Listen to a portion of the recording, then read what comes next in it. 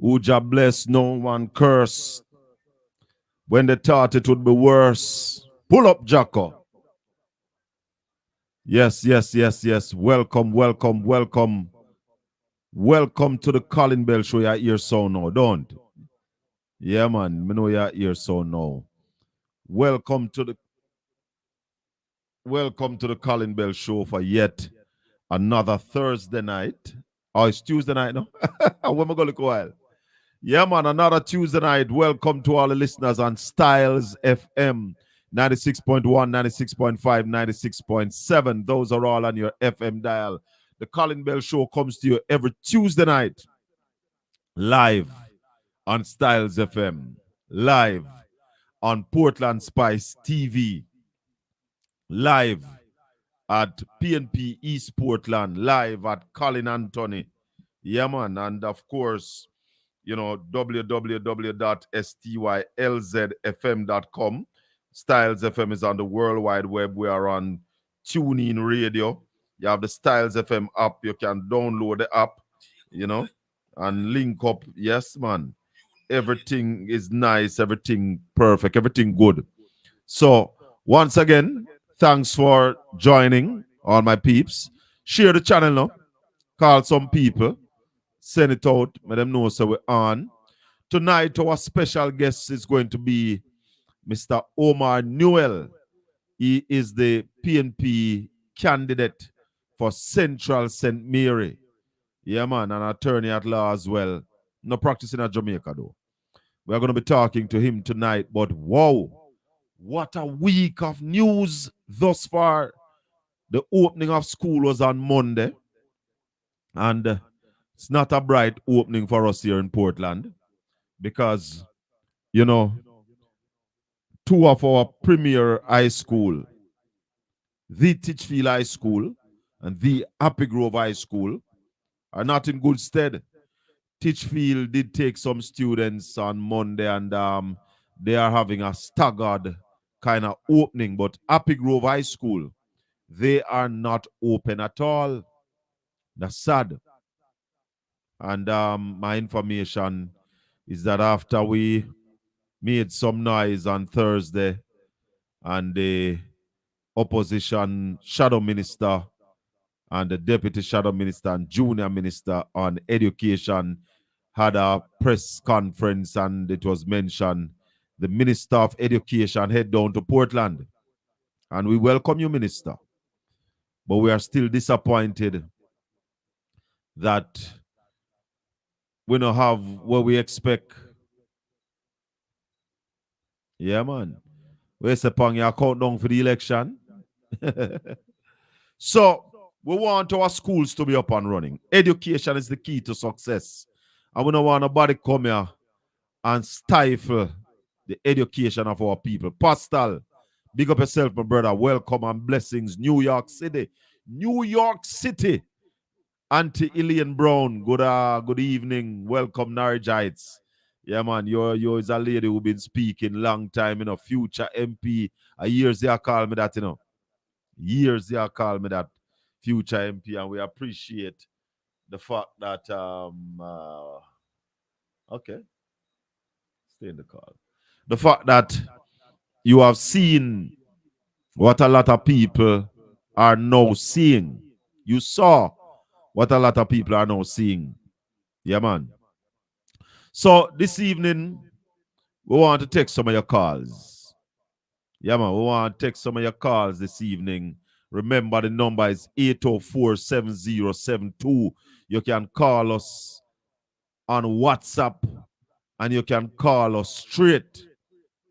Yeah, because the opening of school, nothing changed for transportation for children in the rural areas, unlike children in the corporate areas who get subsidized the bus fare to go to school.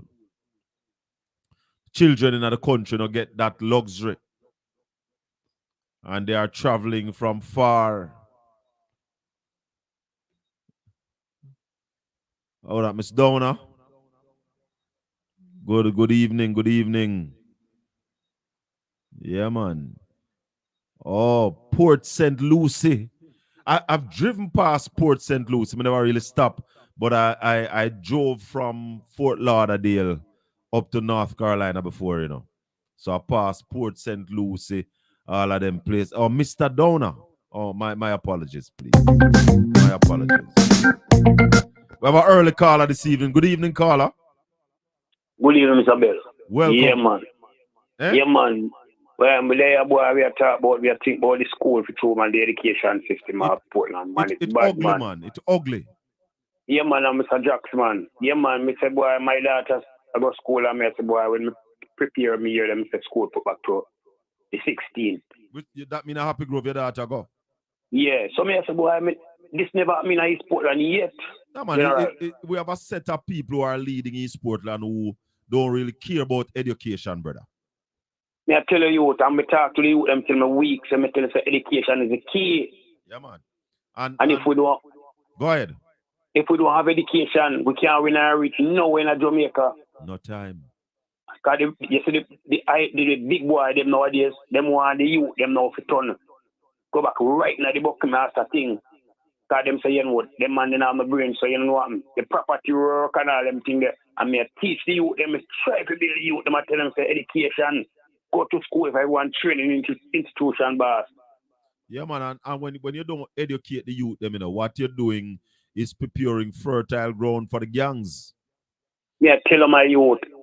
But the youth, them now sue me, I say, and now where they go back up a mansion where they and so youth, I said to me, said, that the goalie boy, I see what you talk about. Me never did a listen when you talk with a laugh after you, but now reality I come true. Hi, Desiree, good evening. Yeah, because let me tell you something, brother. You see, I always tell people, you know, when people not connected to you and them not care about you, them not worry about your existence, them will deal with it different from somebody who is from you. Yeah? Somebody who trod the same roads where you trod, and somebody who possibly could have been your cousin or your niece or your nephew. Care about you more. You saw me talk about General. How can you sit down all summer? Teach field already.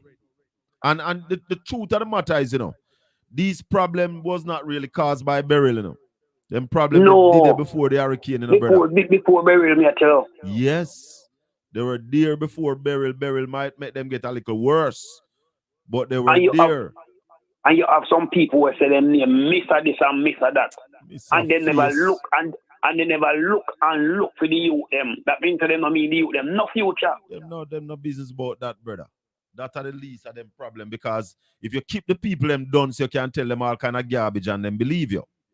Yeah, and then when time come to vote, now you just come and say, all right, well, that's something because me got them people covered because they have my fence. Yeah, you come and give them $5,000 now and $10,000 and them run out, go vote and say, yo, the boss come and the boss carry a piece of food. Yes, what me talk about.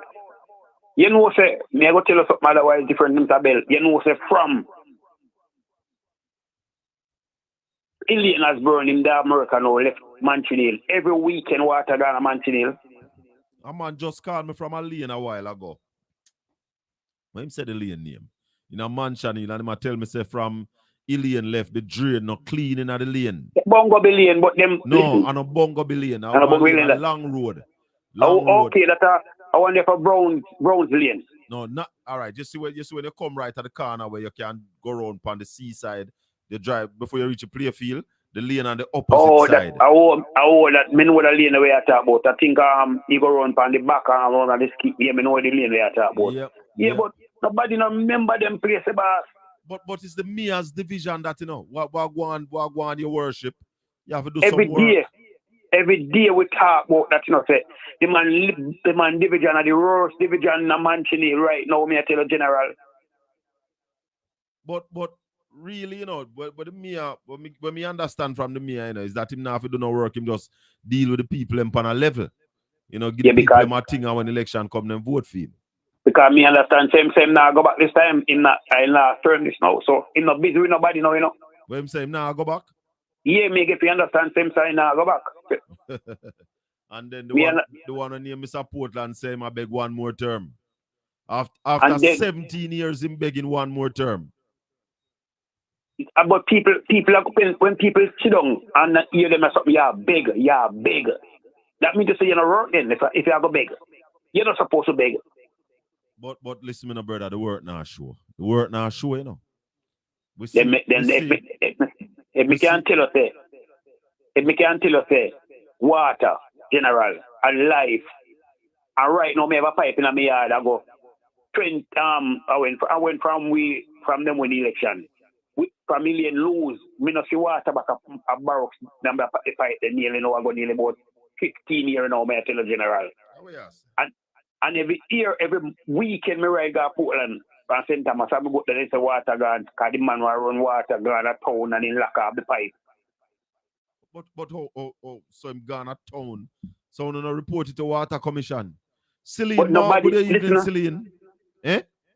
Nobody it come like nobody, everybody just stand so back and they take it there. Tell them say, I come when me am dial it up, them thing that happen. Certain man egg bird pantan and them man and them thing that happen. Oh yeah, say a lady from Mansion Hill said she couldn't tell when last she see the mayor. But the man name tell him say was them boss. The man never tell him say they want them, and the man some people just know the man ain't with some of them. What you mean? I buy the man saying buy them vote, no man. Remember I give the man a thing when voting time, no man. No.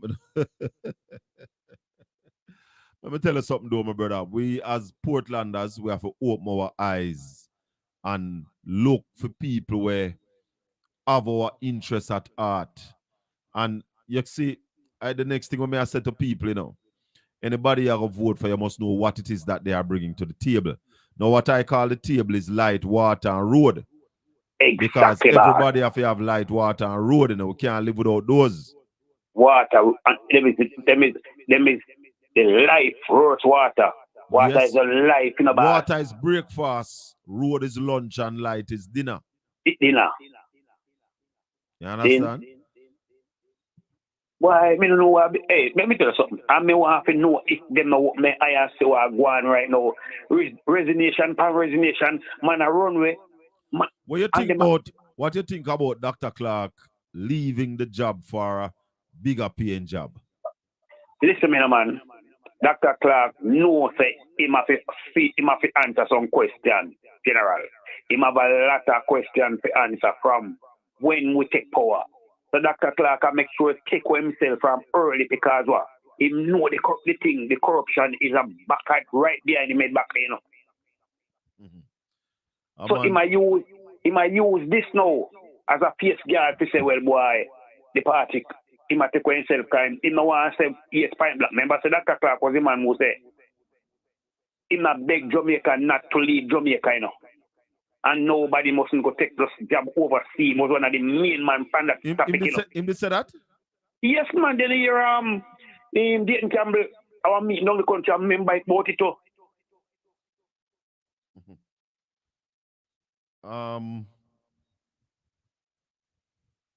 Hold on there. Okay. All right, Jacob, I see it now. Yeah, brother, you said Dayton say what now? Dayton member the Since Night News, Dayton member it too.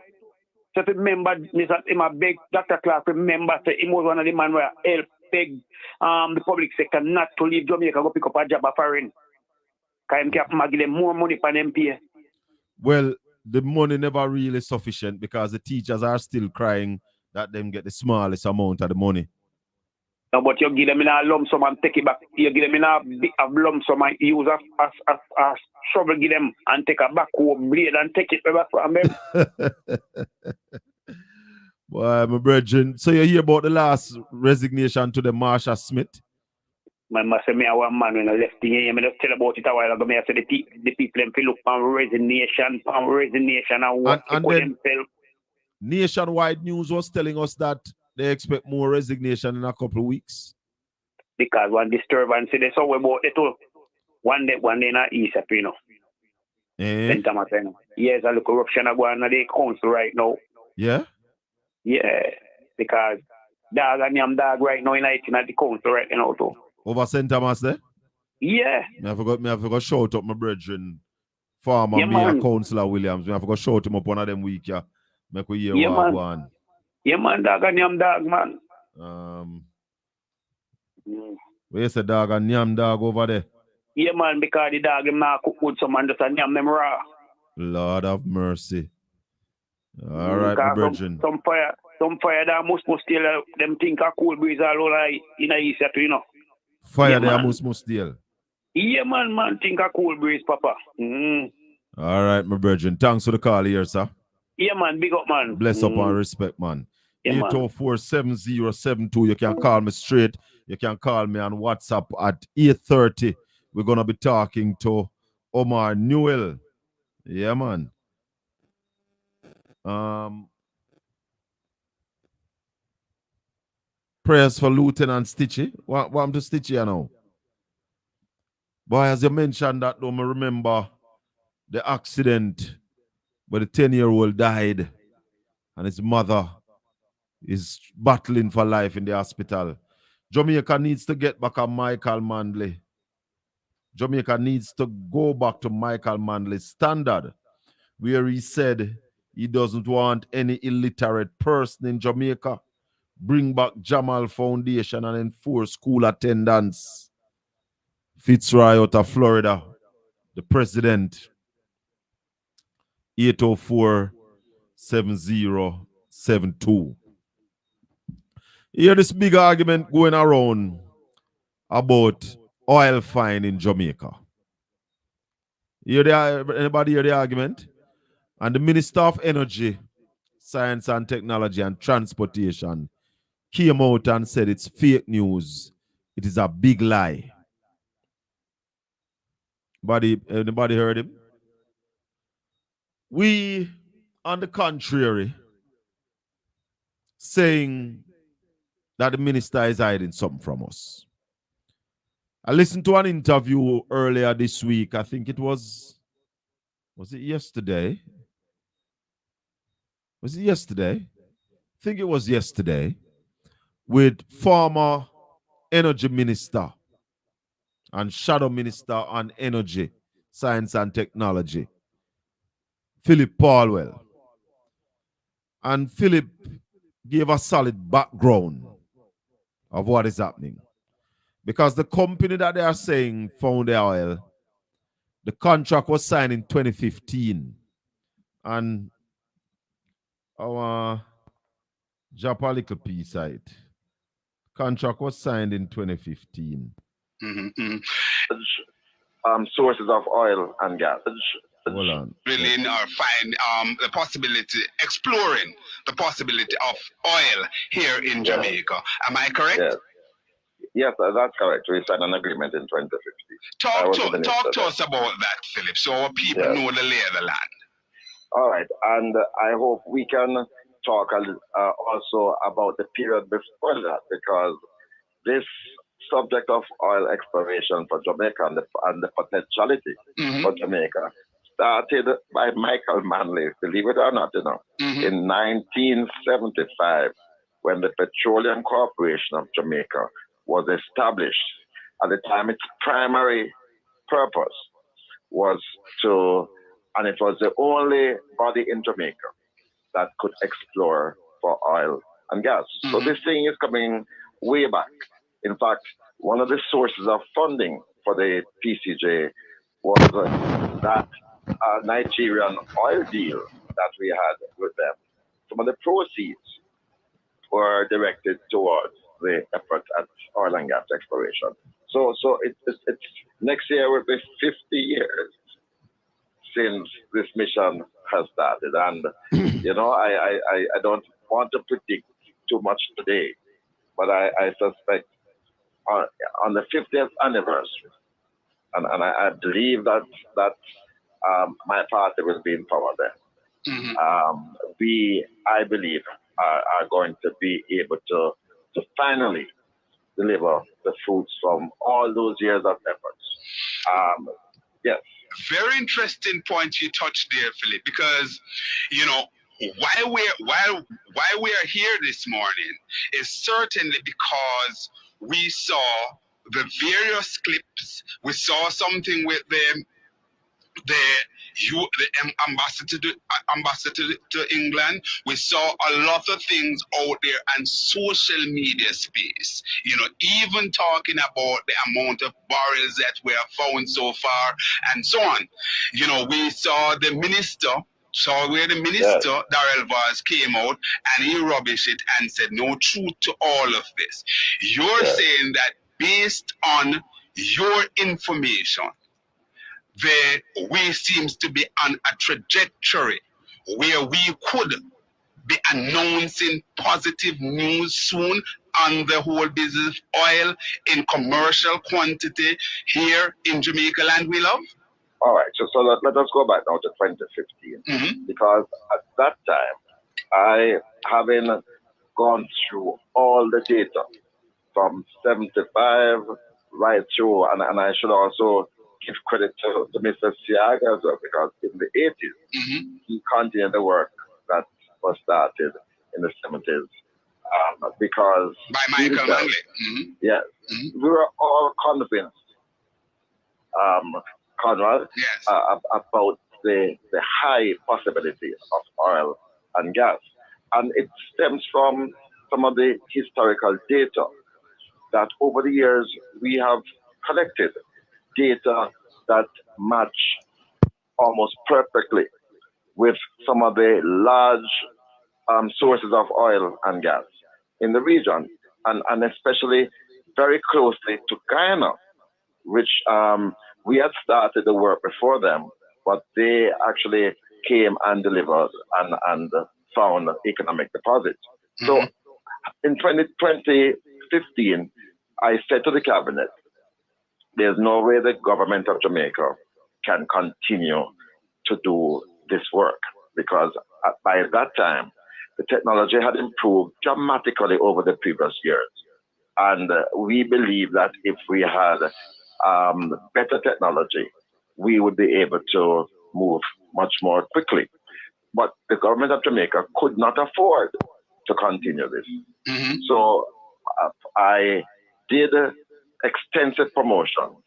I went to Dallas, Texas. I went to the UK. I went Listeners, we're going to break this because we're right up on the break. It's 8:30. You're listening to STYLZ FM, the People Station, 96.1, 96.5, 96.7, all on your FM band. We take a break. We'll come back with much more right here on the Colin Bell Show. Able to entice them. They come to Jamaica. We show them the data, and we have extensive data. Going back, as I mentioned, to the 70s, to show that the rock formation was there, the rock type, the soil, and that we've had evidence, because we've drilled before enough, and we have found oil, what we call shows, SHOWS. We've had shows, oil shows, but we have never found them in sufficient commercial quantity. Commercial quantity, right?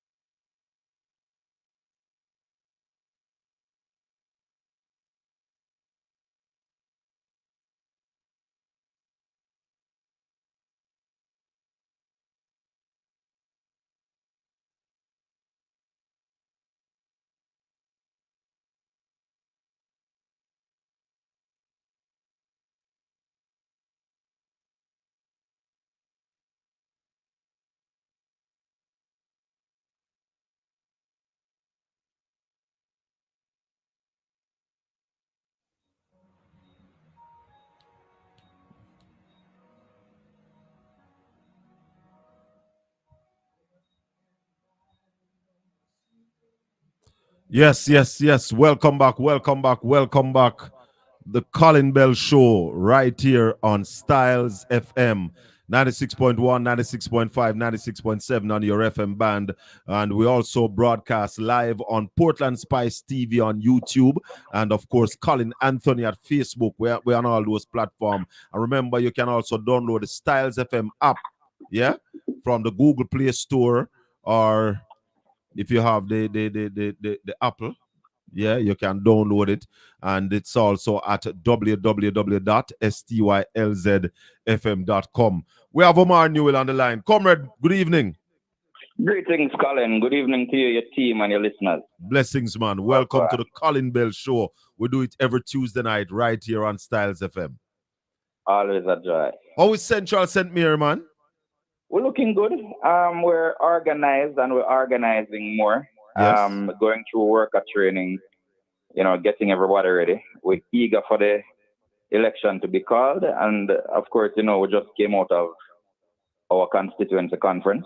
Mm-hmm. Was well attended. Yes. The guest speaker was the spokesperson on agriculture and General Secretary Dayton Campbell. I mean, of course, we had Philip Paul and Natalie Nita. And now everybody, so that was 2 Sundays ago. Sunday gone, we had some training. Yes. And, we're all getting ready now for conference. Yes. See me going to roll about 15 buses deep.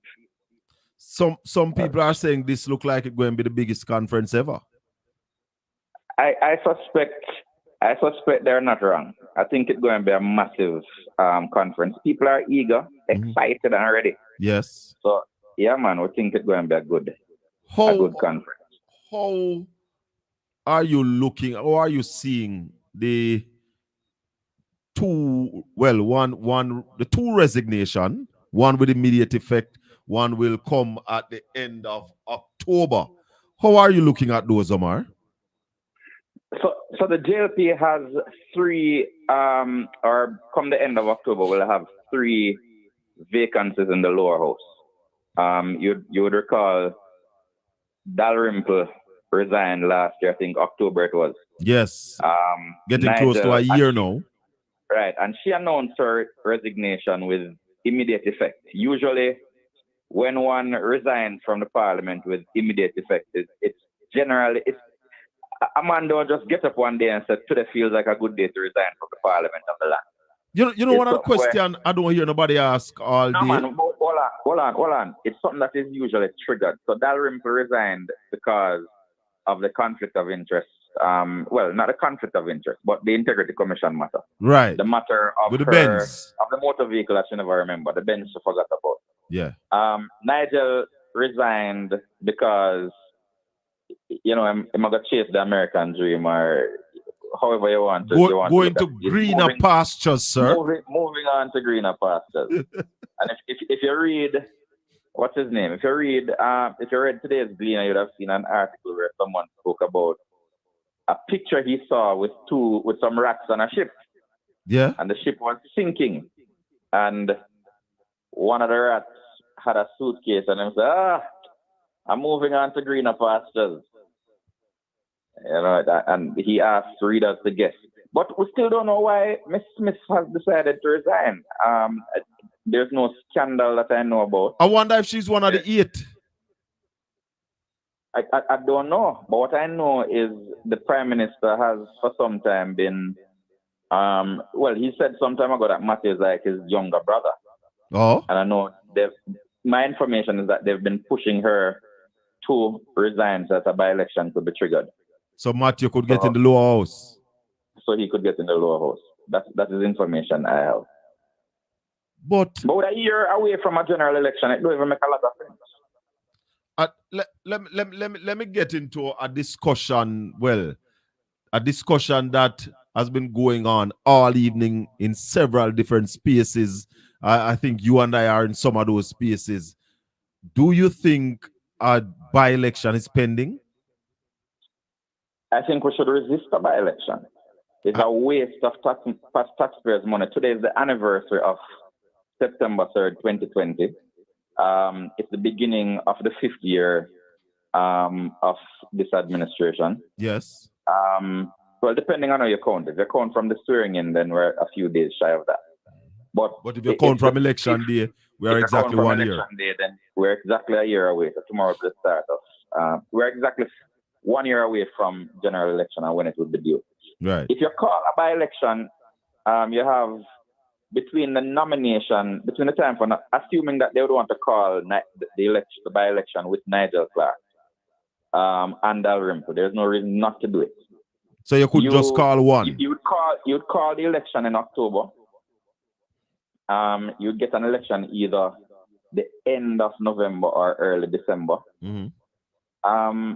By then you'd have about 8 months or 7 months away from a general election being constitutionally due, where the EOJ will have to spend billions of dollars. I think we should resist any attempt by the Prime Minister to go on this frolic of his own to call a by-election to facilitate this pet project of getting Matthew into the lower house. Mm-hmm. Mm-hmm. We should resist it. But how does our opposition resist that? Well, we need to shine a light. I mean, what are the better things we could do with the money? I can think of 2 things. Happy Grove and Titchfield High School. Oh, thank you very much, sir. Thank you very much. Immediately, I can think of 2. I mean, people in this country really suffering, Today's Star shined a light on something that we've been seeing for some time now, where people buying toothpaste by the squeeze and bread by the slice. Mm-hmm. It's not the time to go and waste hundreds of millions of dollars deploying EOJ staff across the country, spending on all of the requirements for an election when a general election is due. So if the Prime Minister wants an election, call a general election. Correct. But the big question is, if he calls a by-election, or if he call all 3 or all 5 by-election, because really you still have 2 council seats that are also vacant. He won't. It's unlikely he's going to call them on the same day. It's been said for some time that there are some legislative changes that would be needed to allow it, and I don't think any steps have been made in that direction. So I don't see the local government elections being called, by-elections being called at the same time. And the man out of St. Thomas done blunder, because the reality is the Local Government Act empowers the mayors to call a by-election, and he gave up that power. When interviewed, he said he was waiting to hear from Desmond, etc. When he didn't need to wait on Desmond. Yeah. But knowing, I think Jamaica should, and I think you should call on your listeners, and anybody who has a platform should call on the people they reach to resist this madness. Because any by-election is just going to cost the country a bag of money, waste a lot of time, and then, as you say, within 6-7 months, then there's a general election. Yeah, man, we're going just campaigning all the way until. But the question I want to ask you, Omar, before I get into the nitty-gritty about Central St. Mary, if the Prime Minister, in his authority, call a by-election, should the PNP contest? I don't think so. I think we should take the principled position that Portia Simpson Miller took in about 2010, where the decision was taken that we would participate in no more by-election because the country wanted a change of government, because the JLP had shown how corrupt they were and how complicit they were in the whole Dodos matter. Yeah, I think we should take a similar position. And the country rewarded, in some ways, rewarded the party for that decision. I know the YO and a couple members of the party were against it, but it proved to be a wise decision. Yeah. And that is the direction I think we should go. Let's go back now to Central St. Mary. I mean, Central St. Mary consists of areas like Highgate, Islington, Port Maria, those areas. What are your They're calling the divisions. Hampstead is one. So Highgate, Islington, Port Maria, and Hampstead. Those are the four divisions in the constituency. What are your plans for Central St. Mary, Omar? I mean, as I've said to you before, Colin, I'm all for talking about plans, but I also like to talk about what I'm doing now. Okay. So let's talk about what I'm doing now, and then we can. And then we get to the plans. All right. Tell us what you're doing now. We're largely an agriculture-based economy. Entire St. Mary, Central St. Mary also. But there are a number of problems that our farmers have faced over the years. One is a lack of investment. People don't see agriculture as something bankable in many instances, so it's sometimes difficult to attract investors. I've actually brought in an investor. So there's a bit of land called Farmers Heights, which Michael Manley had handed over to some of the poor people in the constituency under a project called Project Land Lease. Those people have largely either retired or died, and their children, some of them have not continued in agriculture, in farming. What I've done, I've brought back some life to that area in that I brought in an investor and come next month, in fact, the land preparation is starting this month. Come next month, we'll be planting 10 acres of Irish potato. The investor will be providing all the inputs in terms of the planting material. We'll be providing the land preparation resources. We'll be providing the fertilizer, irrigation, etc. And we'll be guaranteeing purchase of all the Irish potato grown. We're doing a similar thing with onions. They've said onions can be grown in the area. Yeah. After Irish, we're looking to see how we can move into onions, and we're looking to scale that across the constituency. Beautiful. I have a number of, as you know, I'm the deputy spokesperson, the deputy shadow minister for industry, well, for trade, investment, and global logistics, which includes the traditional industry portfolio. Right. I have a number of agro-processors and other business people who have shown interest in the constituency, and I've been bringing them on board. So we're starting also a Scotch bonnet pepper project in the constituency. We have a processor who has committed to buying any amount of Scotch bonnet that we can produce, and we're looking to produce as much Scotch bonnet as possible for that producer. So agriculture is one area that we're giving major attention to, and we're currently doing it. Tourism is another area that I think there's great potential for in the constituency.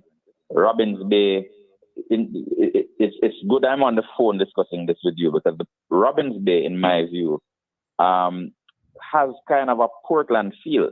Okay. It's not the area that you go in and put in some mega resorts and gate out the rest of the community. We're looking to see how we can support the Airbnb operators in and around Robins Bay. Yes. And how we can attract more tourists into that space, into Robins Bay. And the same for Paget. So tourism, agriculture, and as you know, those are both linked in that people, when they travel to, when I travel overseas, I immerse myself in culture largely through food. Yeah. And so we're looking to see how, with an Airbnb type of approach and model to development that leaves more money in the hands of the people in the communities, how we can also use that to, link with the farming and get more people into farming. Another thing we're looking at, Colin, is we're looking at building a whole new town in Central St. Mary. Now, this is one of them. Talk to me.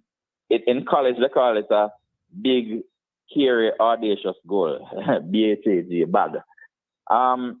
Go again. Come with that again. Big, hairy, audacious goal. Okay.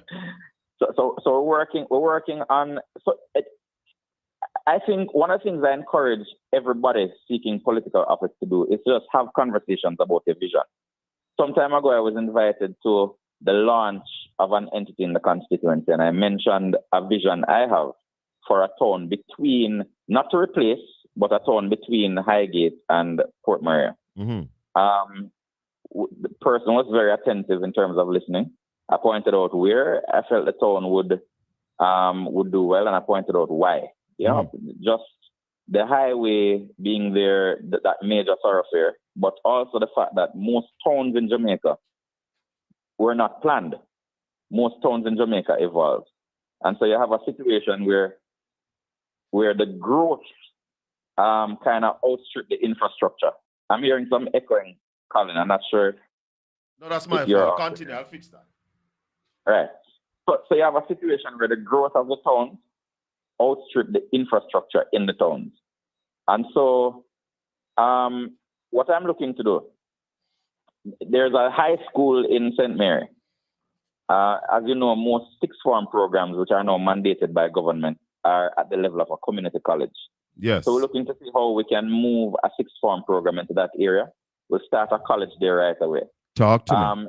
Highgate and Port Maria have a huge shortage of housing. In fact, the National Housing Trust says, in terms of St. Mary, it has the biggest unmet demand for housing, both Highgate and Port Maria, interestingly. If you go in and you build a 200 or 300 houses and you begin creating the lots, etc., then the investors will come in. What is interesting, though, is based on the conversation I had at the launch of a business that I mentioned earlier. I won't mention the name of the business, but the businessman has already gone and purchased some 500 acres of land. And he's now saying, well, look, let's see if we can put the Port Maria police doesn't have a proper police station, stable, long-term home.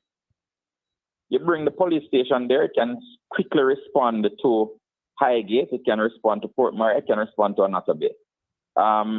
So it's you bring in the Urban Development Corporation, you bring in the Factories Corporation of Jamaica, you can get some of your farmers into value added instead of sending all their raw materials into Kingston, where you have a situation when you're driving through the junction in the morning, you see all the trucks coming in, and when you're driving back to St. Mary in the evening, you see all the trucks coming back. And I always joke with people and say they come in the mornings with the products and they leave in the evenings with our money.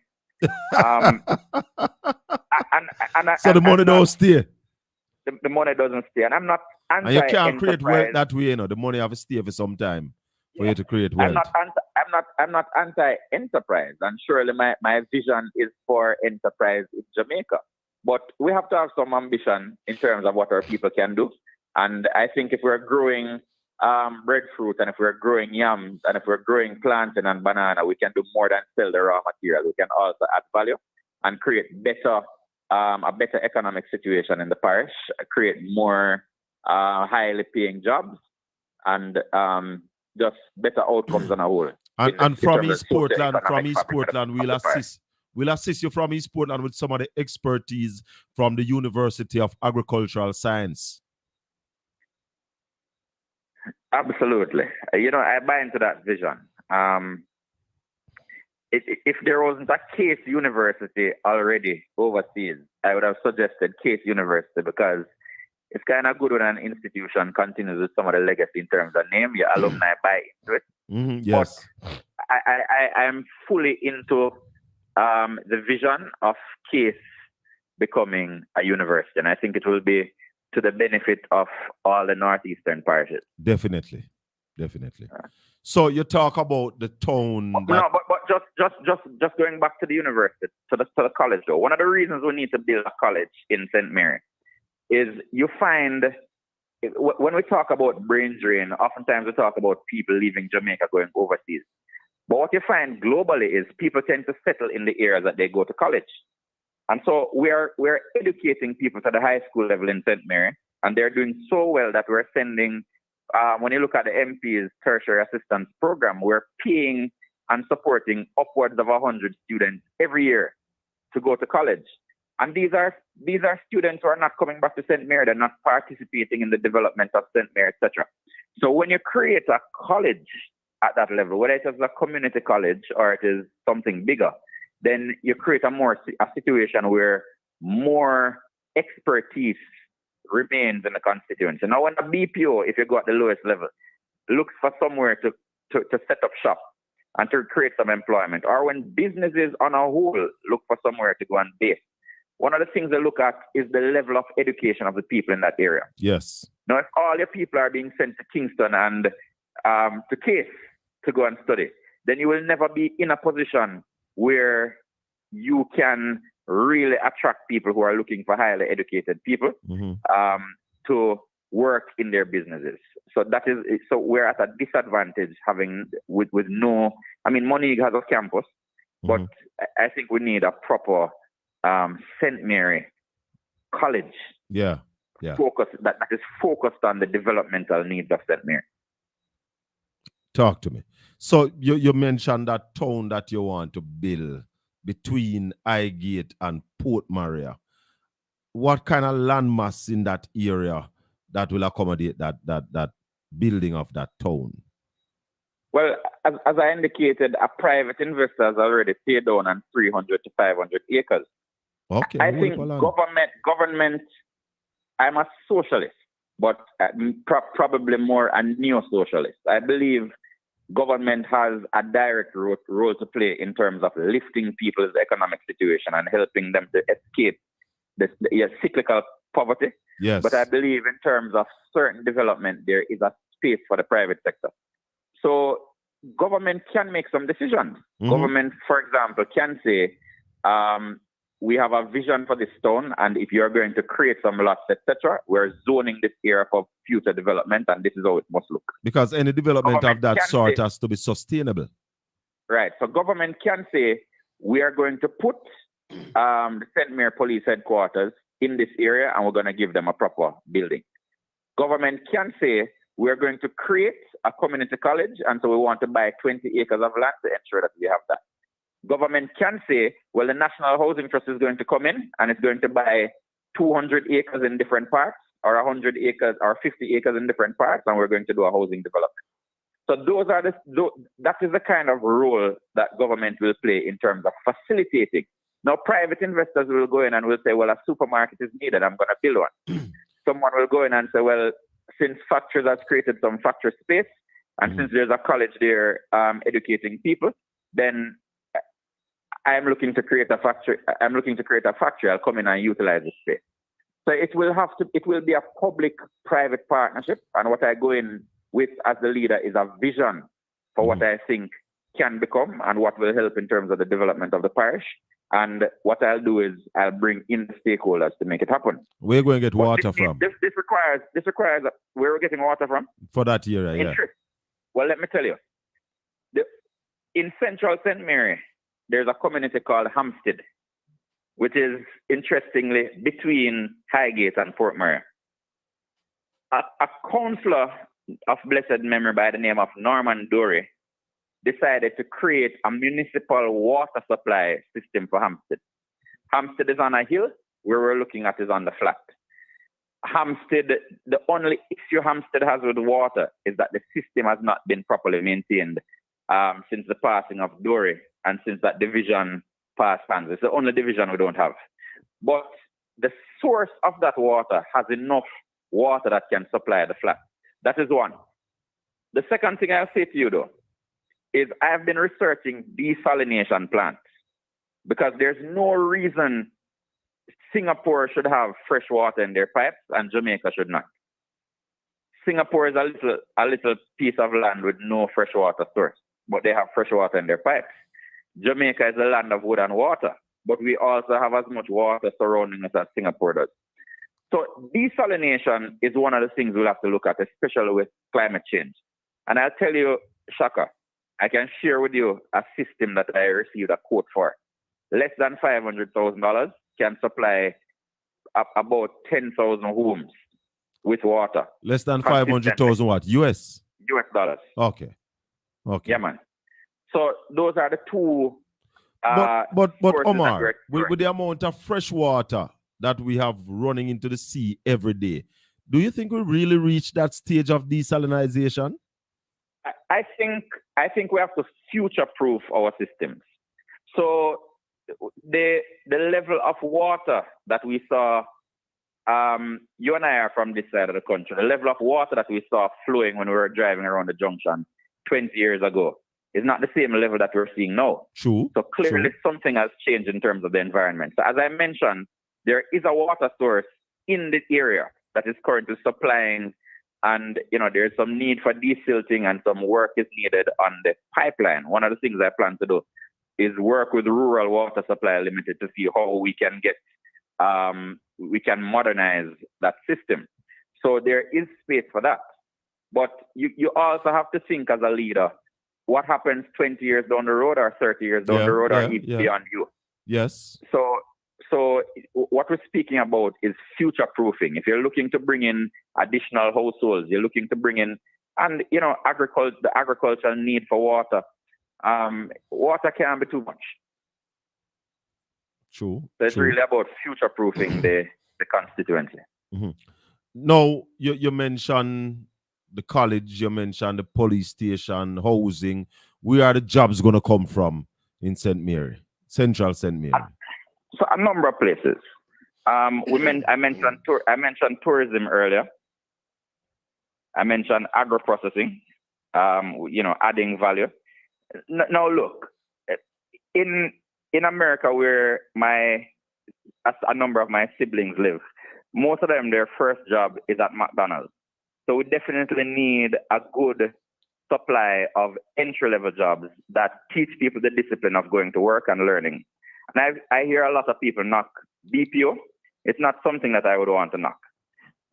We already started a conversation with a BPO about the possibility of them coming into Central St. Mary. What they've said they're prepared to do for now is to explore doing a job fair and providing a bus. Of course, they pointed out that the bus comes at a significant cost. But importantly, we've already started the conversations in terms of jobs. Now, your new schools create jobs.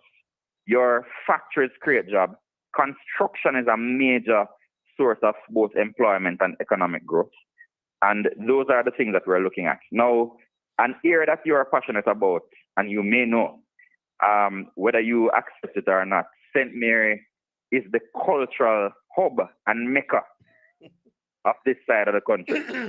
One of the things we want to do in terms of tourism, and I know you're passionate about Nani, Yes. and I'm supporting you with Nani, but I want to tell you about a man by the name of Taki. Taki, yes. And we want to get Chief Taki to become a national hero. Mm-hmm. And we want to teach people about Taki. We want tourists to come and walk Omar, the hold on Taki there. trail. Hold on, Omar. There was a gentleman that used to really push the Taki issue. I think him walk from St. Mary to Kingston. Is he still alive? He is. And I don't know why his name is slipping me now. I'm going to tell you his name shortly. But every opportunity he gets, he tries to get me on air to discuss Chief Taki because he knows the passion I have for Taki. Yes. And I've spoken at Taki Day a number of years in the constituency. So it is something that he and I are both Black X talking. Yeah, man. Black X. Yeah. Yes. So, he has been carrying that fight. He's been championing that. Must be a big man now, though. Yeah, man. And he's been championing that cause. And, my hat's off to him. When a man can find a cause and make it his life work, that is what Black X has done. Yeah. But there's tremendous value to be had from pushing Taki and the story of Taki. Taki is a major part of why, as a race, we were able to achieve freedom when we were, because he inspired generations and nations. It is alleged that Bookman who went to Haiti down there who went to Haiti was down there. It is alleged. Yeah. Well, I think I heard it from the same brethren that Taki was the one who inspired Bookman. Yes. So he's a significant historical figure that somehow, as a country, we have dropped the ball on. Omar, time come, we have to take the break. So just give me a few. Let's take the break. When we come back, we'll wrap up with the Central St. Mary discussion. We're talking to Omar Newell, the PNP candidate for Central St. Mary. You're listening to the Colin Bell Show live on STYLZ FM. We'll take a break. Soon come back.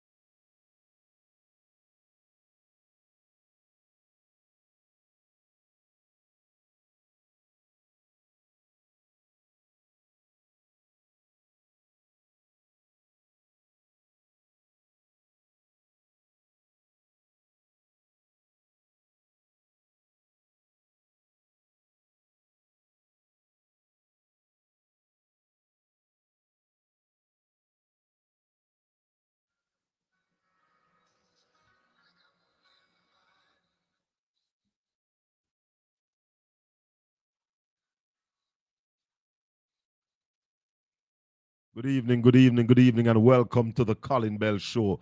This is a paid program on STYLZ FM. The views expressed here are not necessarily those of native broadcasting, and we ask that you support the cause. You know, there's a GoFundMe, East Portland Rescue Mission GoFundMe, and you can contribute small as $10, $20 to the mission. Yes, man. We're talking to Omar Newell, the MP candidate representing the People's National Party for Central St. Mary. Omar, we've been talking about some of the things that, some of the vision that you have for Central St. Mary, some of the things that you want to get done. In terms of transportation in Central St. Mary, Omar, talk to us about that. I mean, it's no different from any other rural area. It is largely chaotic. We pay taxes for the comfort of the people who live in the capital city, and St. Catherine, and no subsidy, or the licensed operators are inadequate, and the informal operators are persecuted. So it's not a lot different from anywhere else. What you plan to do about it? I mean, Port Maria, to get through Port Maria on a Saturday is a challenge. On a Friday as well. Yeah, the reality is, Colin, as I indicated earlier, our towns were poorly planned and are not really fit for purpose.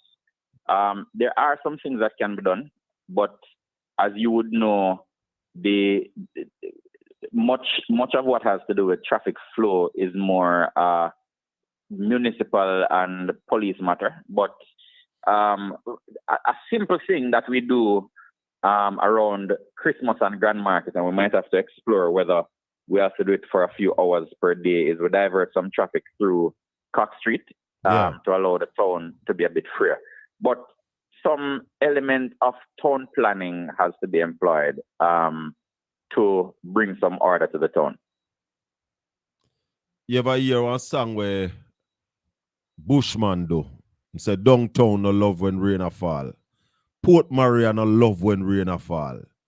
Port Maria flood out. What are the plans to address that situation, Omar?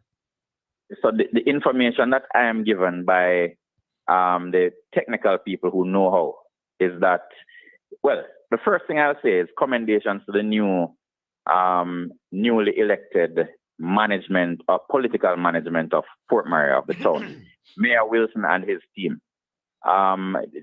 People are still offering commendations that there was no flooding in the aftermath of Hurricane Beryl, even though people were very worried. And that had to do with just how he organized his resources, how he deployed, how he ensured that the drains were properly taken care of, etc. Again, that is something that requires close work between the municipal corporation and the member of parliament. One of the things we have to do, Colin, in terms of how we educate our listeners, is just make them clear on the duties of central versus local government. Right. The drains, a lot of the issues that plague Port Maria in terms of floodings could have been taken care of by the municipal corporation. But there are other issues that require the attention of, say, Ministry of Works. So the Outram River, for example, needs to be dredged. Right. It can't manage the flow coming from the hills when heavy rain. So sometimes I heard your quote, Bushman song, downtown no love when rain a fall. But the truth is sometimes the flooding starts in Port Maria before the rain gets to Port Maria. Because the water runs from the hills and comes through the town. Yeah. Runs from the hills and comes through the town. So, that is going to require the coordination of both, but it will also require the attention of the ministry. Because no member of parliament gets the resources to take on projects of that magnitude. You're a $20 million CDF. You will quickly learn can't fix half a kilometers of road, let alone dredge the Outram River and take care of all the needs of the constituents.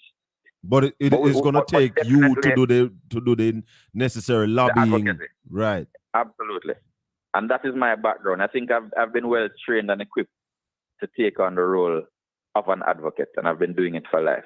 Yes, yes. So you're saying that that river needs dredging. That is the info. Again, I try to be extremely clear when I speak because I don't have the qualification and the expertise at being in opposition.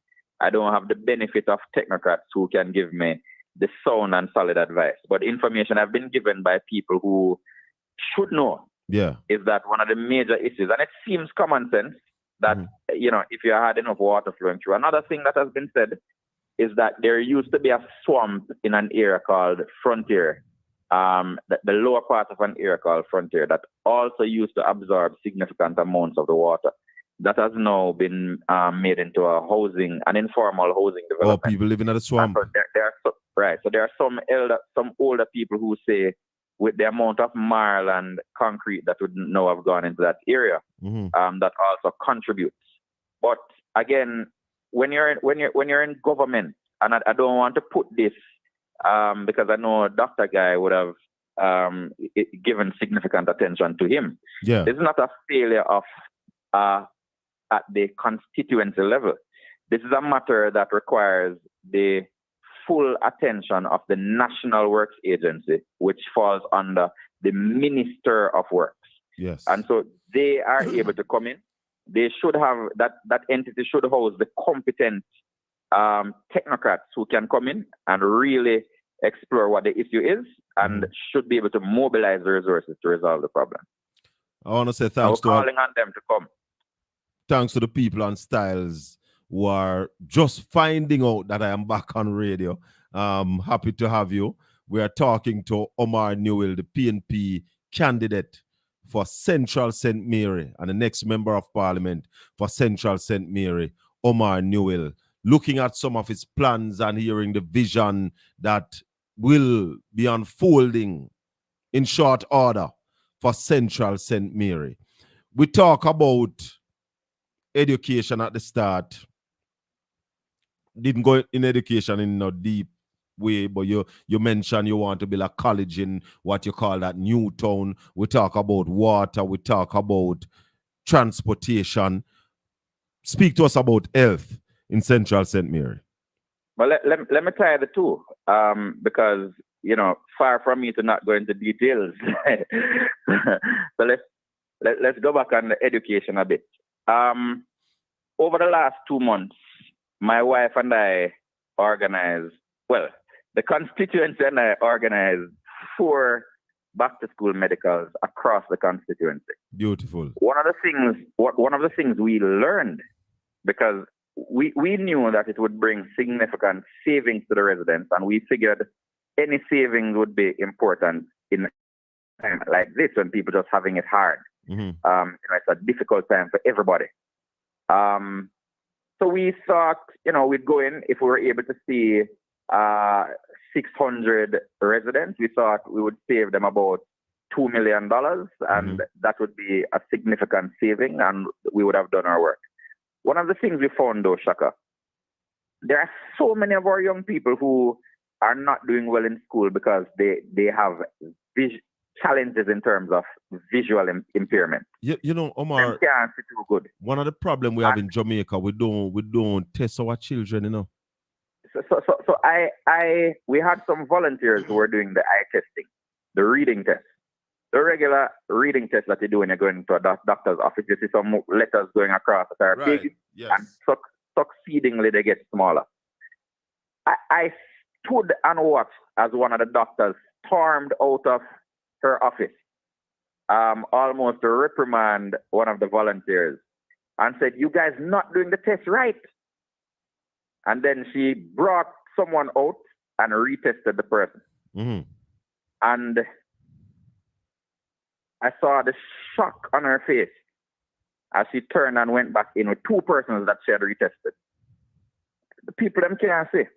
So one of the things we have to do is look at how we get a good optical care, a good eye care program to meet these youngsters. And I've heard Senator Floyd Morris start the story that when he was in 5th form getting bad grades, they didn't understand that he was losing his sight. He was losing his sight.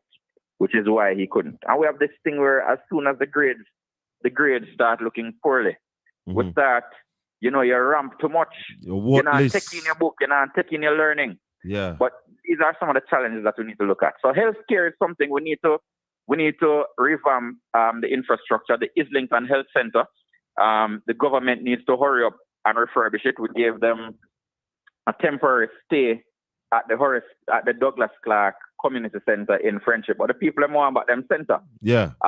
So we're calling on the authorities to move post haste to get the clinic rehabilitated and fit for purpose so that the people can get back them center.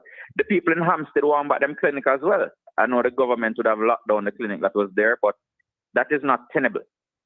We need to get more of those primary care facilities in the community spaces. My aunt used to live at different health centers. She used to live at the health center down Junipen in Enfield. She used to live at the health center in Long Road, different parts of the parish. We need to get back to that point where people can be in walking distance of some kind of health care. We need to get back to that point. The Port Maria Hospital also needs some urgent attention. The road, for example, leading up to the hospital is in need of rehabilitation. In fact, I think the road needs to be rescoped, because if you're in an emergency, and I know you have a similar problem in Portland, if you're in an emergency, you shouldn't have to deal with all of this winding, and you should have a clear path. And when you look at the road to enter the Anata Bay Hospital, is a similar challenge. I don't know what kind of engineering or what kind of thinking went into it, or if it's just a piece of land was there and it was convenient. And them but we need to take a look at it and see how we get those results. But those are some. Now, in terms of the reading program we mentioned, we're in the early stages now of working a program to go back in. We have a donation of about 50 reading glasses. We're going to go through and see the strength of them. And we're going to go back to some of those people who we tested. Yeah. Who the screening was done for, and get them properly tested and see how we can get them fitted with some glasses so that they can function. One of the problems we have in Jamaica is diagnosing our children. We cuss them and we sideline them even before we check out what is going on with them. I mean, there's this rule that if you don't get a 40% grade, you can't play certain kind of sports without any diagnostic test to find out if any of these children have any kind of learning disability. And those are some of the things that we need to fix in this country. And if we're talking about education and health, we have to talk about nutrition as well. Oh, yeah. Because the reality is a lot of our children are not learning because they're hungry. And your mind, it's difficult to focus your mind on a task. Even as an adult, but when hunger starts lick, it's hard to focus on. You have some people when they're hungry, them high get dark, brother. Right. So, when old people, when the sayings of old are of such, because the people are experienced and they've experienced. And a hungry man is really an angry man. Oh, yeah. Now, when a man having a problem learning math from the start, and you compound it with hunger, and you compound it with his inability to see what is on the board, you're really growing a generation of miserable and angry people. Cross. And so nutrition is one of the things we need to give some attention to in school. I think we need to figure a program that ensures at least one good meal, at least one solid meal. Every day. At school, every day. Every day. Omar, it's been a pleasure talking to you. I don't know if there's anything let's else. On education, Colin. Yeah, man. And it sounds like I have a little time. Go ahead. When I just moved back home, I was asked to speak at the graduation of Highgate Primary and Junior High. When I went, it was Highgate College. But in preparing to speak at the graduation, I went to meet with some of my teachers at St. Mary High School, which I also had the pleasure of being their graduation speaker this year. And when I went to speak with them, one of the questions I asked is, I didn't want to create any bias. I asked them which school was their feeder, their main feeder school. And my math teacher told me it was Highgate Primary. And so I asked her what was her impression of the students. She said, well, based on the PEP results, the students were doing very well. Okay. But when they go into the classroom, there's a disconnect between what the high school expects the student knows and what the student did for PEP. And I think we need to take a good look at, I know we have some things called quality education circles. Mm-hmm. And they sound fancy and nice on paper. But the reality is, I think a 7th grade teacher should know what a 6th grade student is learning. So that we can have a seamless transition from grade 6 to grade 7. What is happening now is the primary school is doing its own thing, and the high school is teaching its curriculum. So there's no everybody has connection. their own curriculum, but there doesn't seem to be a seamless curriculum from the early childhood level. So my son uses a system called ABECA. And we found that ABECA starts at the preschool level. So when you start basic school, you start using that system and you use it up to grade 3. When you get to grade 3, you're functioning at a higher level than somebody who might be in grade 7 or grade 8 because it's so disjointed. And depending on the school you go to, you might have started off bad. Yeah. I am chairman of a school in St. Mary that our intake on an annual basis, a significant number of the students are reading at the pre-primer level. Now, my son was reading before grade 1. Beautiful. Now you have students, and you have students coming into grade 7 can't read. So we have to figure a way how we intervene at the preschool level. And I wonder, Colin, whether we need to have more, whether it's time now to have more infant departments and fewer basic schools. The system where the person who is introducing you first to education is somebody who might just be the choir master and as such becomes the teacher. That has been one of my problems for a very long time, Omar, because the research has shown that a child between birth and 7 years old, that's the best time for that child to learn. And another thing I want to touch, Colin. Hold on. At that stage, we have, as you said, the choir master, Sister Betty from down at church, and Auntie Dawn, I teach them, but Auntie Dawn barely can read and write. Right. And another thing is, when I was little, my mother used to allow me to play in the mud. Now, when I grew up and started going to school, I learned something about, I think it's the fine pincer muscle and the muscles that you need to develop in order to be able to write at a particular stage of development.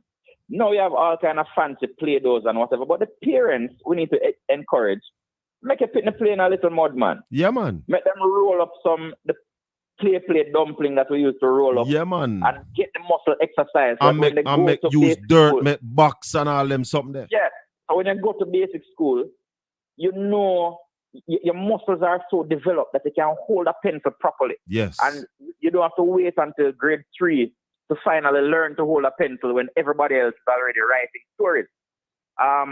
We need to get to that. We need to tell the mothers that this foolishness about wanting Lasco and formula for your child, it doesn't help with the development, and all of it is connected in terms of how you create a child that is functional and well adjusted. This madness of daily talk, and I feel like I can go on. I feel like I can go on a soapbox that the political platform doesn't allow. I don't know if you're moving around, but the sound started getting a little fuzzy a while ago. I probably got a little excited and I started jumping and preaching a little bit. Ilian Brown say you must make the people play a dirty part. Yeah, man. We need to understand that a lot of those things that we did growing up. Yes. No, because you make a little money and you feel that, boy, my picking up a plane in the dirt. It really is holding back or contributing to hampering the development of the child. Yeah, we need to make the people go out the door a little more. We need more parks in our communities. Yes. A child need a place where he can go play or she can go play, climb a monkey bar and again develop. One of the problem nowadays, Omar, is that we give the child a tablet or a phone or put them in front of the TV and keep them quiet. Yes. Now, my son has a trick. Whenever my son wants to go outside, I'm just say, boy, Dad, I was just playing on the tablet. I think I need to go and take a swing. Now, when he goes out and plays for an hour or two, he can come in and say, boy, Dad, I was outside playing and swinging. I want to go and watch. Can I get some screen time? Yeah. and another thing we need to teach parents is ensure your child, you learn how to monitor your child's device. My child has a certain amount of minutes of screen time depending on the day. So if it's a school day, you have half an hour. If it is the weekend, you might get an hour and a half. Yeah. You can't, that half hour can't use after 8 o'clock because that's not downtime, and your bedtime on a school night is 8 o'clock. Yes. So we need to get back to that kind of thing where your child, yes, you want the friendship, but you get back to a point where you have the clear line between what a parent is, and who a child is, and the purpose of a parent and the purpose of a child. And, you take those roles seriously. Definitely. Omar, it was a pleasure talking to you tonight. I don't know if you have anything you want to add finally. I mean, all your communities in Central St. Mary have back electricity now? Always a joy, Colin. We are significantly... It's hard as a politician to say yes, because you don't want one little area that you never heard to call and say, boy, you don't rate we. But to my knowledge, and I've been in touch in constant dialogue since burial, all the areas have been restored. I don't know if Wayne helped us out, but big up Wayne if he did. All right, sir. So we're significantly back. What I really want to say to the people, though, because I realize the Prime Minister is trying. So yes, Elaine, it's 9 o'clock. Do you know where your children are? Good. I realize the Prime Minister is trying some tricks, and because he knows he has a weak bench in Parliament, it appears he's trying to force a number of resignations to possibly call some by-elections to have what looks like a fresh team. Yeah.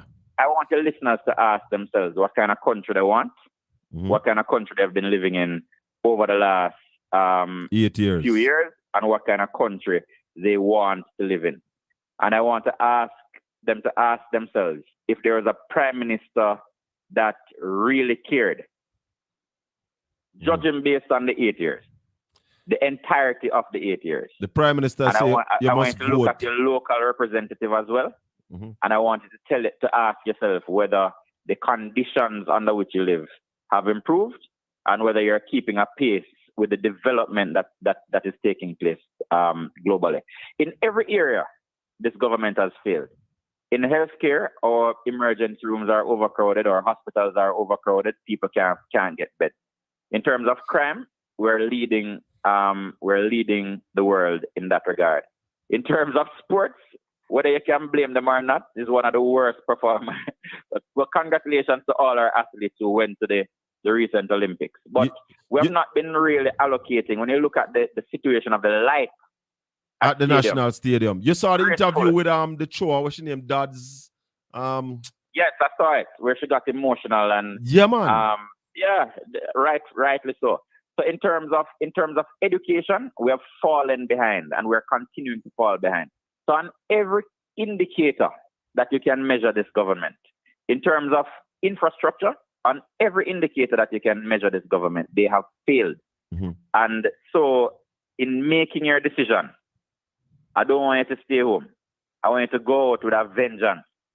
And I want you to treat them the same way they have treated you.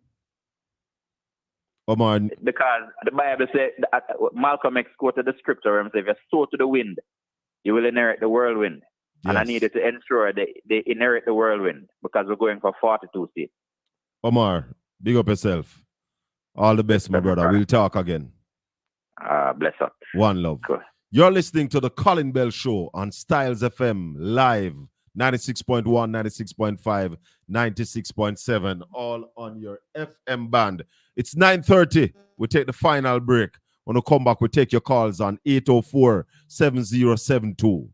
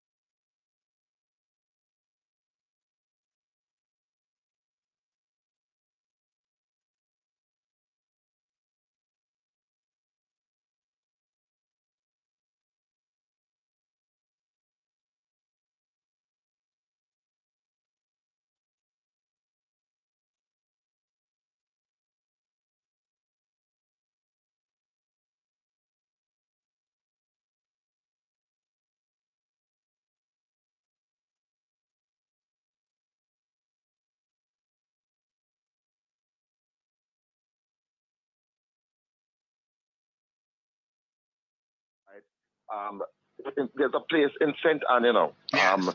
it's a river where if you go there and strike a match, a fire will come out of the water. It has been so for many years, right? Yes, Jacko. And it does represent some hydrocarbon seepage. So in 2015, we decided to go this route. We said to the company, listen, we're not going to give you a cent, but you have to do certain things. You have to spend the money now to further develop the database, but ultimately you have to drill, because to bore one hole now to drill for oil will run you anywhere between 5 and 20 million US dollars. Just one hole. Quite a costly venture, eh? Quite a costly venture. Good. So you're listening to Philip Paulwell, and what Philip is saying, that there are prospects for oil in Jamaica. So we now listen what the man say, we come and tell, we say a false news and a lie. They haven't drilled any of those areas yet to lift any of the oil. However, they have done the 2D and the 3D to really spot out the areas. And everything that they found conforms with what you would see when there's oil in an area. And what United Oil Company, they are saying is that what they found in Jamaica looks like reserve of over 7 billion barrels of oil. So what they are doing now is getting partners to come and to start the drilling so that we can lift and test and do all of that. So instead of you come and tell me about it's a big fat lie, explain the thing, but maybe you can't explain it. That's the problem. Maybe you can't explain it, so him just say, yo, I lie, no oil no fine. Because in truth and in fact, no oil has been lifted yet. But the prospects are there, and the prospects are great, and it's looking good. But you know, there was a European company in Jamaica back in 2015. And I think the company, was it 2015? They were negotiating about Navy Island. And when the government changed, he took over the negotiation. And that was the end of that Navy Island negotiation. So we are very weary of these people. Very, very weary. So we're taking your calls, Give us a call, 804-7072. You can call we straight. You can call we on WhatsApp. And we are here to answer any question you want to ask us. Any topic you want to discuss. We discuss sex, religion, current event, sports, politics, you name it. Schoolboy football time is coming around. How will a Happy Grove work out in the Costa Cup this year? How will a Titchfield work out? Port Antonio High, we know they are camping. And it is sad that the people who are managing the constituency don't really see it as a part of their responsibility to engage our high schools and partner with our high school to get the best result. And that is one of the things that I am offering to the people of East Portland. That I will be a friend, a brother, a godfather, a father to the 4 high schools that we have in this constituency. And we have a private high school too. I will be a father to education in this constituency. Something that we don't have right now. Not because, well, maybe because them never go none of our high school them. They never go to school around here. Them not have no children who go to our schools around here. Not even a cousin them now have a go at our schools. So therefore, their interest is not in our schools. You need leaders and managers of your community, of your constituency who have an interest in your schools. It's the future we're talking about. And to ensure that our children are better than us, live a better life than us, have access to the things that we never had access to. So, the $5,000 way you take by election day and the 10,000, those who got the van door go collect money. We see the pictures and we are saying that what you are doing, you're selling out your children and your grandchildren for your belly full. It is illegal. It is a criminal offense. And one of the things that we are going to do in East Portland the next election is to ensure that there are people here ready to arrest those who are involving in illegal activity on election day. Yeah, man, we have to ensure that that is done. The ROPA speaks to it. I think it's section 98 that speaks to it. I don't remember if I'm quoting the right section though. But we have to ensure that we have free and fair elections. We have to ensure that we look out for the future and stop playing belly politics and rum politics. Yeah, man. Else we're going to suffer like dog around here now. Going to suffer like dog. Because some of you might not see the fact that Happy Grove not open Monday as a sign. Some of you might not see the fact that Titchfield is opening on a staggered basis as a sign. I saw the demolishing of the factories down at Bryansby and the cleaning up of that area. Within 2 weeks, that area was cleaned up and ready for the groundbreaking. That's their priority, to gain political points. But to educate our children, not upon them list, because no, we don't hear nothing out of them about the schools that are not open. We don't hear nothing. Thus we attack. But I always said to the people of East Portland that I am here for a reason. And I am carrying out Jah work. And when I do Jah works, I don't fear no foe. Because he is my guide and my protector. And no weapon that form against I and I shall prosper. Can tell you that. So therefore, we are representing the people of East Portland.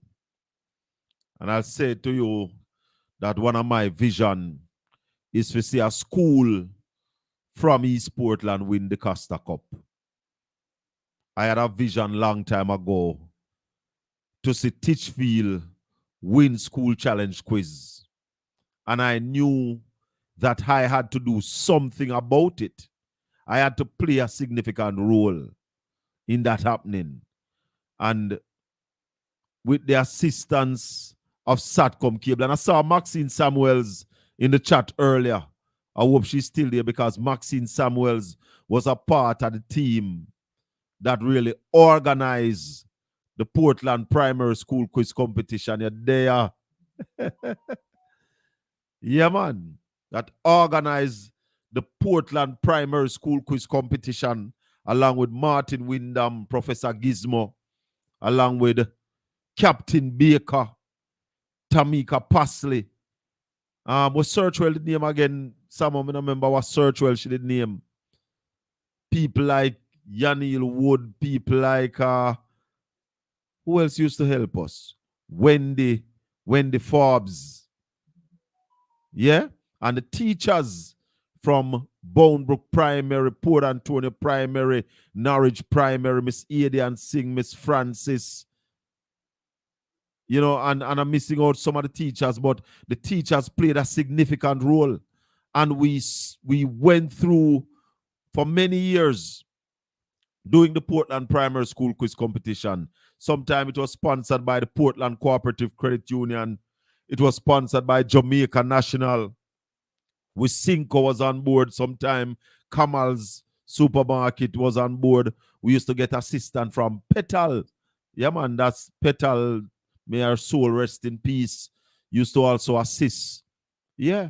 And we lived to see Titchfield winning the school challenge quiz competition. And I'm saying to all like-minded people, Colin Bell as your member of parliament, I am telling you that once we get to that stage where we have the pen, either Titchfield, Port Antonio High, Happy Grove, or Fear Prospect going to win the Costa Cup, because we are going to assist them in a significant way that they will get to that stage. We got close. Titchfield got to finals. Port Antonio High got to finals. Happy Grove, I think, reached semi-final. But the schools need assistance. Need assistance to really cross that hurdle. That final hurdle. Because you have to have a proper program. The nutrition has to be right. The training has to be right. You have to have good managers. You have to have a team around the footballers to ensure that they are equipped both mentally, physically, and all the other allies to really win the Costa Cup. Because when you go check it, when you check it and see how the other schools, what they have at their disposal, the kind of assistance that they get, you understand that you have to put in work if they're going to win these kind of competition. Just come so. It's only in the dictionary success comes before work. So it's a lot of work, a lot of partnership. Health-wise, they have to be ready. You have to have doctors on board. And I find myself now with a sports psychologist as one of my friends. And I've told her already that I want her to come down here to really talk to some of my ballers the Costa Cup. So whichever school is ready, I am ready to invite her down to even have a 1 or 2 session with some of the ballers, because a whole heap of mental work needed if you really are a winner competition, It's a whole heap of work. So we have to be serious. And I said to the people, we are run. Nestle was a sponsor to Samo. Oh yeah. Oh yeah, yes. Wendy, those who took part. Also, STYLZ Hotel was a sponsor one time. Samo, thanks for the memory. STYLZ sponsored it as well. And Nestle was a sponsor. Yeah. It was a big thing we did have going, Portland Primary School Quiz Competition live on Satcom Cable Television Network, Channel 12. Yeah, man. Had a whole heap of viewers. And people, well, when match done, the kind of calls where you get and the feedback that we used to get used to be overwhelming. I tell you. And that's why I'm saying to the people of East Portland, with Colin Bell as your MP, you have somebody who is going to do all that he can to see the best for Portland, because I'm a competitor. I want to say Portland a win. I want to say East Portland a win. I want to say Jamaica a win. My school, them around here. All I school, them around here are my school. I mean, Port Antonio High is my alma mater. Understand that.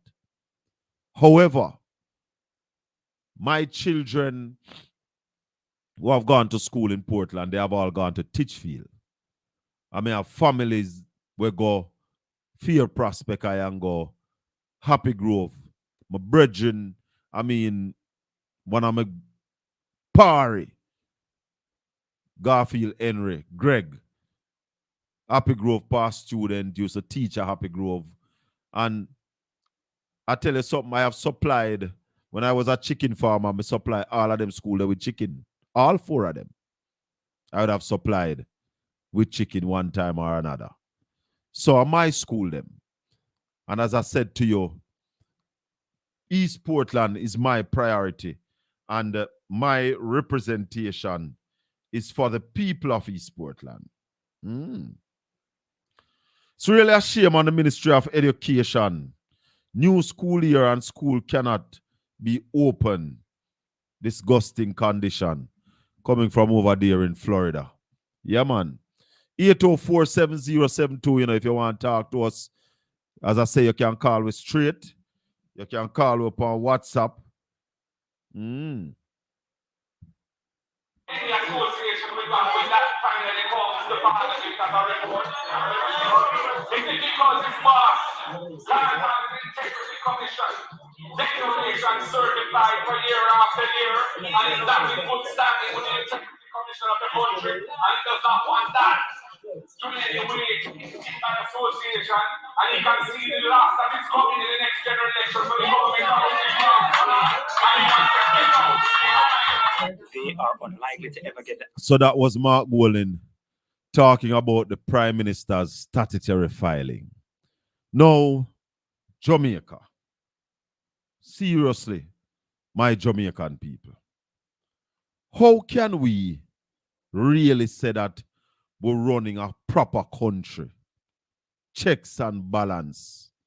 Where for 3 years, no less a person than the Prime Minister, statutory filing have not been certified. And some people say, with a law that a dead issue.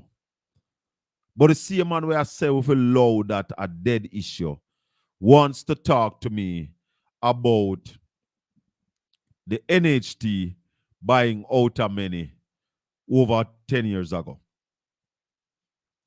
But the Prime Minister statutory filing 2021, 2022, 2022, 2023, 2023, 2024 have not been certified. And the Constitution of Jamaica says that both the Prime Minister and the Leader of Opposition, when their statutory filing have been certified, a summary must be made public that every Jamaican can peruse. Not the entire thing, but a summary that gives you the overall figures and what it is that these people are value, how they're making their money. Now, with the Integrity Commission saying that there are 8 people in the House of Representatives who are under investigation for illicit enrichment. Now, illicit enrichment is when you can't give account for the things that you have. So the things that you have is much more than your salary, what your income. Because you have to show your income, you have to show your asset, and you have to show your expenditure. So when you show your income, and your income can buy the 2 Range Rover and the 3 Benz, plus the 3 house, you need to be able to show how you come by these. So the Integrity Commissioner is saying that there are 8 people under investigation for not being able to show how they come by what they have. Now, that's a hell of a thing. Hell of a thing. And then some people don't want you to talk about that. I am saying that this is something that should be talked about in every aspect, every talk show, every platform that you're talking current event, that you're doing interviews. And I challenge the people in mainstream media, people on radio, that anytime you are going to be interviewing a member of parliament, whether from the lower house or the upper house, The lower house is the House of Representative, and the upper house is the Senate. Once you are going to interview anybody, you should ask them, are you under investigation by the Integrity Commission? Now, most journalists afraid to do it, but they were willing to ask if you have dual citizenship. See a man there when I have no dual citizenship, take off and go and left with like Sammy Mouth. The finance minister only have a Jamaican passport, but him take off and go and left way. Gone to greener pastures. Now, I have said it before, you know, that enough respect to Nigel Clark for achieving his goal. But as a whole army man who believe in patriotism, me find it very untidy. And I am very uncomfortable with the fact that my finance minister just take off and gone. The question more ask, if Nigel was the prime minister and get that work there from the IMF, if he would have take it same way. Maybe me too patriotic, because me believe that when you reach certain position in your country, you must work that job till you retire, or till the time your tenure is up. Then when your tenure up, you can go look work somewhere else. But me find it very distasteful if a man resign from the finance ministry, if he go take up another job. And when you look at it, it looks like money. Me not like it. We're wondering why the resignation of Marsha Smith with immediate effect. And when I listen to all the discussions this evening, I don't remember if me or nobody ask, I wonder if she's under an investigation. Because the people who are under investigation, they know. And I challenge anybody. The Prime Minister know them too. The Prime Minister know all of the people who are under investigation. Because once they are in his party, he might go know. But what am I doing with Vegas? Why Vegas I make them turn them in a clown? I'm really disappointed in the artists. When we see the video them with the artists towing a political line, and then so him don't even have the full understanding. Because let me tell you this evening right here on the Colin Bell show that Integrity Commission based on the law can't come out and call the names. But there's nothing to stop the Prime Minister. There's nothing to stop the people who are under investigation for saying they are under investigation. In fact, Bobby Montague tell we already, say him under investigation. You know, see him still there. He told us that he's under investigation by the Integrity Commission. He even did go further and said they did a plan to come lock him up. And him say so, you know. So understand the thing. The Integrity Commission itself, by the statutes that makes up the rules and the regulations of the Integrity Commission, is that until they table a report in the Parliament, them can discuss the matter. But it doesn't stop the parliamentarians from admitting or giving the information. But what the Prime Minister have done is said to his cabinet that nobody in the cabinet nothing talk about the illicit 6 and now the illicit 8. That's where the gag order come from. By the Prime Minister put on the gag order upon the cabinet. Now listen, my people. And Dr. Iman Black always tell we when we used to host the Saturday morning show, we used to have a segment called the Metamorphosis Said. And Dr. Iman Black normally say, yo, the thing in Jamaica with politics, the lawmakers are the biggest lawbreakers. And now we reach a stage where we have to really lift we hat to Dr. Iman Black. Next week, peeps, next week, Tuesday night, we are going to be inviting the guru, the man who called it before it happened, Ralston Iman. Because Ralston been telling us that when you look at how the finance minister is performing, look like him in that work, in that do the work based on the fact that he want a position at the IMF. Because he was paying off the debt faster than we need to, thus leaving our infrastructure under-maintained, underdeveloped. And hence we are having school like Happy Grove not being able to open Monday gone. Teachfield had to open on a phase basis. Those are some of the infrastructures, you know. Those are some of the maintenance that we should be doing instead of paying more money than we need to pay upon the loan. And some people say the country are run good. But everybody admits that the cost of back to school went up by 25%. How everything could have nice and things are go up so. My people, open your eyes. Wake up, everybody. No more sleeping in bed. No more backward thinking. Time to move on ahead. If we want our teachers to stay, we have to come up with a teacher retention plan.